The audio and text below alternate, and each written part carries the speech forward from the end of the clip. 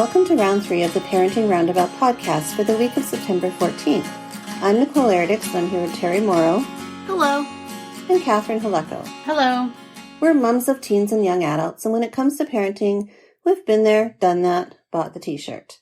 But we're still waiting for that day when we'll reach the finish line and have no further need to lay down in a dark room with a wet rag over our eyes worrying about something or other. Wednesday is complaint day here on the Parenting Roundabout, and today we are complaining about rules for parents of college kids. So not rules for kids, rules for parents. You don't like rules. No. And I don't know if you want to explain this, Catherine, or I can, but this basically came from an article, correct? Or no? Yeah, a post on blog post? Grown and Flown about the 6 things you should never do as the parent of a college student. Don't tell us. And exactly, as you may know about us, we don't like being told what to do because we believe that every child is different, every parent, every family, and sometimes we have good reasons, okay? Yes. Mm-hmm. Like, for instance, one of them is don't choose their major for them, but Terry found it necessary to choose her son's major because he just really had no interest in doing it himself, right? That is correct. Took me 3 times to get it right, and even then I'm not sure it was really all that useful to him. But you know what? You had to pick something. Right. Yeah. So, I mean, my kids went to community college, but I broke most of these rules, even in that limited environment. In that setting. Just because, my daughter picked her own major, and she did what she wanted to and had always been firm that that's what she wanted to do. And she got her degree, and she did it for about 1.5 years and said, I hate this, and now works at Wendy's. So maybe she should have been a fast food major. Fast food major. Yeah. Darn. Did you guys have input on your kids' majors, or did they just know what they wanted to do? They certainly needed some guidance. I mean, Kristen just changed her major. Guidance. She just switched over her major this year, but I don't know how long that will last. But yeah, I think they definitely needed kind of, not direction, but just, let's look at your options. Let's rule out what you wouldn't be good at. Let's think of all the nice ways we can to describe this process. Guidance. Yeah. Guidance. Exactly. A structured, guided approach. You sound like a teacher. I certainly didn't tell them what major they had to have. I guided them. Yes. I It provided was a multiple support. choice option. It was either A or none of the above. Do you want the blue plate or the green plate today? Yes, Right. Exactly. Do you want the math major or... Yeah. Do you want the science major or do you want to be a rock star? Not a choice you offered. Yeah, that's not how the offering choice works. No. You supportively guided him towards one of those options. Just think, if you were a science major, you could get a good job and then afford to have as many guitars as you want. No, not choosing it at all for them. Clarifying their choice. There you go. Yeah, it was a gentle kind of, well, you could be good at this. Yeah, that's just about helping them see their strengths. Absolutely. Yeah. And isn't that the right thing to do? I think it is. That's conversation. That's important these days because you spend a lot of money on education. And do you want them to come out of school with something that they can't use or apply or, you gotta, I don't know. I think we have to these are important conversations to have. Yes. It's expensive. And another true. thing on this list is don't push them away from things that scare you. And I think you know how I feel about the advice on doing things that scare you. We have discussed this, and it is right. silly. Yeah.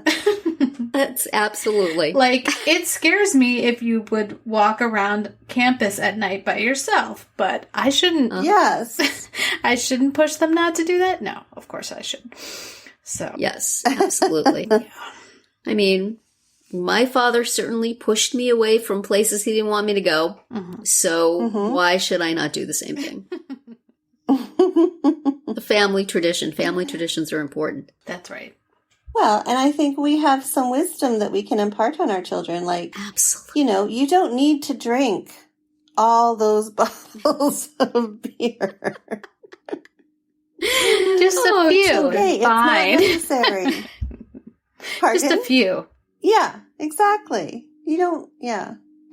It's okay that you're not, you know, the life of the party. See, You don't have to be. I just share my, my stories of how many times I threw up my freshman year in college, and it just clears things right up. Right. See? Yeah, exactly.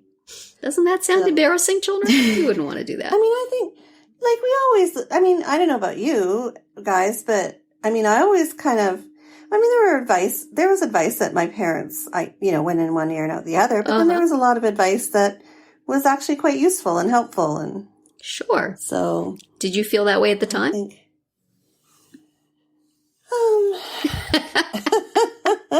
actually, you know what? My dad was great with advice. He was definitely, that was a strength. Yes.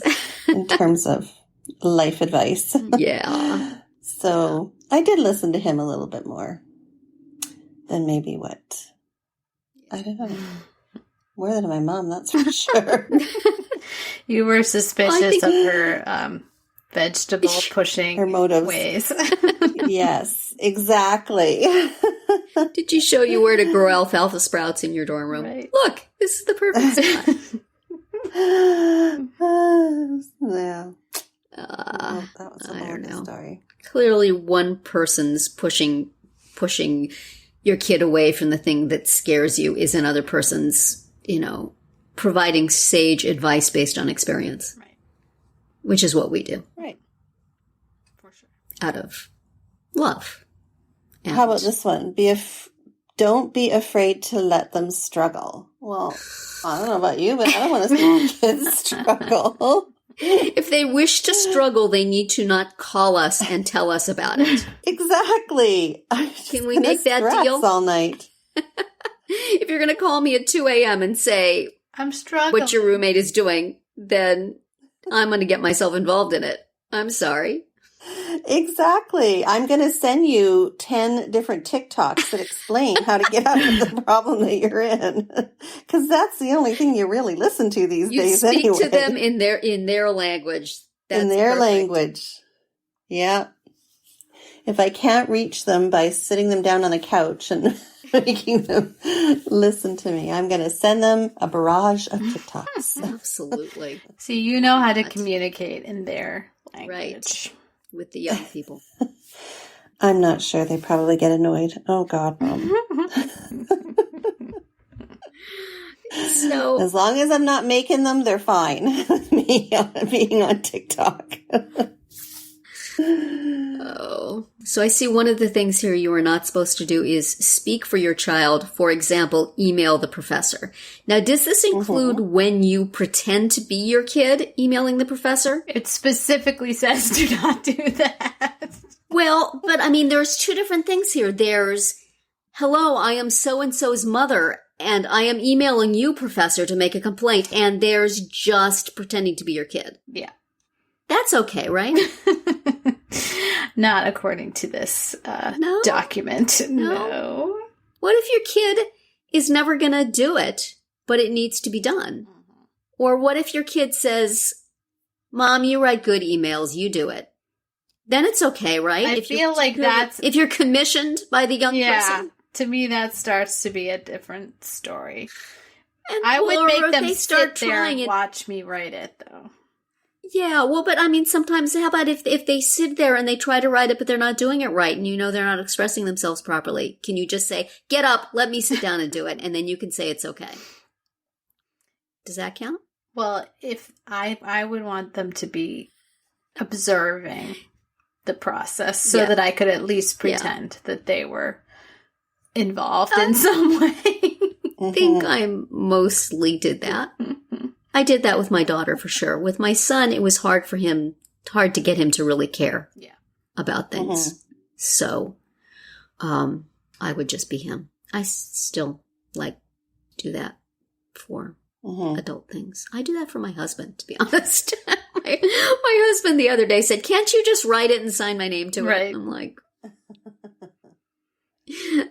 probably I should not. I do that for the children. You want me to do that for you? I said, but you're good at it, and I'm not. And I said, well, this is true. So, And it would be so much easier to just do it versus telling you how and explaining it all. yes, it's an efficiency thing. You know, Yeah. you're just translating their thoughts into coherent words and phrases. How could that be bad? But I did try not to email the professor as myself, though it's possible that might have happened once or twice as well. Right. Look, we all need help. I do. But I have I- kids with disabilities. Exactly. I think your situation is a little bit different. That's what I'm going to tell myself. Well, then a kid who's Situation living was at different. school allegedly independently, and, Uh-huh. as I mentioned in the episode on Mama Bears from last week, if your kid can't figure out how to get from their dorm to their classroom, and you're solving that problem for them, does not bode well. I might have walked my kid to class if I wanted to. It's a big campus. That's different. That's different. Well, and then when I weaned off that and I had to go to college with him because he doesn't drive. And then I would just find a place to sit and he would go off and he would go to his classes. And that's all really great, except the one year one of his classmates kind of spilled to me that he wasn't going to one of his classes. And he was leaving me at my spot saying, bye, going to class, and then not going. Not, I think, because he was lost, but maybe just because he didn't like the class. I don't know. But, so then what are you supposed to do? Right. Do I really have to walk you to class? Do I have to hire a spy to text me if you're not there and then I go out and look for you? This is akin to my high schooler telling me he does not have any work for his online class. All right.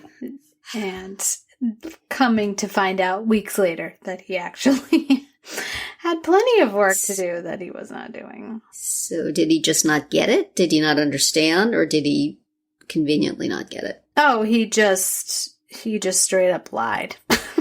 Yeah. Huh. Well, that's one nice thing about college classes is if you can get a hold of the syllabus, if your kids like living at home and going to school, and you go through their folders, which maybe I would do, and then you can find the syllabus and know what work they're supposed to be doing and make them sit down and try not to do it for them, which possibly I'm clearly not the person to be talking about this topic. I went to college 3 times. You are the exception that proves that the rules don't make sense for everyone. Yes, absolutely. Yeah. So, and on that note of opposition, we will say that is it for today's round 3. Tune in tomorrow when we'll talk about emergency preparedness, and then on Friday to see what we've come up with for our Roundabout Roundup picks this week. Find all our episodes at parentingroundabout.com and talk back in the comments there, on our Facebook page, or on Twitter, where you'll find us at Roundabout Chat.